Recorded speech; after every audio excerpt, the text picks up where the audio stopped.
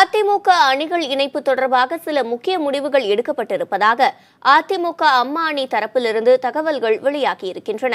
ஆனால் அதனை ஓபிஎஸ் தரப்பு மறுக்கிறது. அதேவேளையில் ஓபிஎஸ் அணியில் இருக்கும் முன்னாள் அமைச்சர் பாண்டியராஜன் தொடர்ந்து முதலமைச்சரை சந்தித்து வருகிறார்.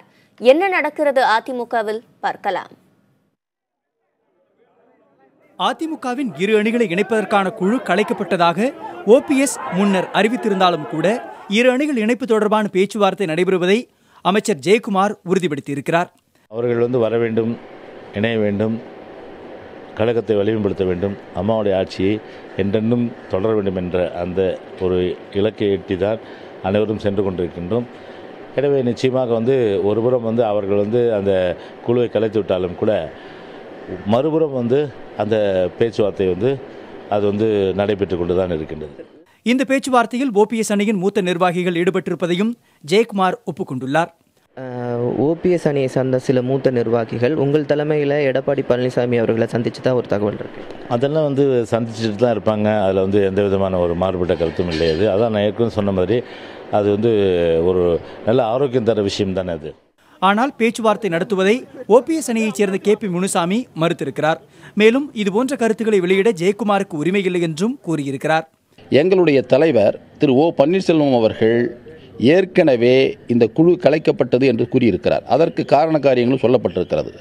எனவே அவர் கழக தொண்டர்களை, கீழே இருக்கிற தொண்டர்களை குழப்புவதற்காக இது போன்ற கருத்துக்களை சொல்லிக் கொண்டிருக்கிறார். தயவு செய்து அந்த கருத்துக்களை அவர் அதோடு நிறுத்திக் கொள்ள வேண்டும் என்று நான் கேட்டுக்கொள்கிறேன். அதே சமயம் முதலமைச்சர் எடப்பாடி பழனிசாமியை ஓபிஎஸ் அணியைச் சேர்ந்த மாஃபா பாண்டியராஜன் சந்தித்ததை KP முனுசாமி மறுக்கவில்லை. இந்த GSTயில் டெல்லியிலே நடந்து கொண்ட கருத்தரங்களுக்கு அவர் சென்று வந்திருக்கிறார். இப்போ இருக்கின்ற மற்ற அமைச்சர்களால் பதில் சொல்ல முடியாத ஒரு சூழல் இருக்கிறது. ஒருவேளை அந்த ஆலோசனை கூட இருக்கலாம் அல்லவா?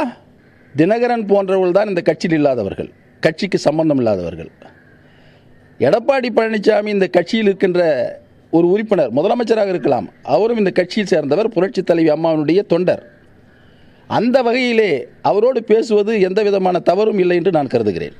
இந்த சூழலில் எடப்பாடி பழனிசாமியே முதல்வராக தொடர்வார் என்றும் கட்சியை வழிநடத்துபவராக ஓ பன்னீர்செல்வம் இருப்பார் என்று அதிமுக அணிகள் இணைப்பு பேச்சுவார்த்தையில் முடிவெடுக்கப்பட்டதாக தகவல் வெளியாகியுள்ளது. கட்சியை வழிநடத்த 7 பேர் கொண்ட குழுவை அமைப்பது என்றும் அதற்கு தலைவராக ஓ பன்னீர்செல்வமும் துணைத் தலைவராக எடப்பாடி பழனிசாமியும் இருப்பார்கள் என்றும் எஞ்சிய 5 பேரில் 3 பேர் எடப்பாடி பழனிசாமி அணியிலிருந்தும் 2 பேர் ஓ பன்னீர்செல்வம் அணியிலிருந்தும் இடம்பெறுவார்கள் என்றும் கூறப்படுகிறது.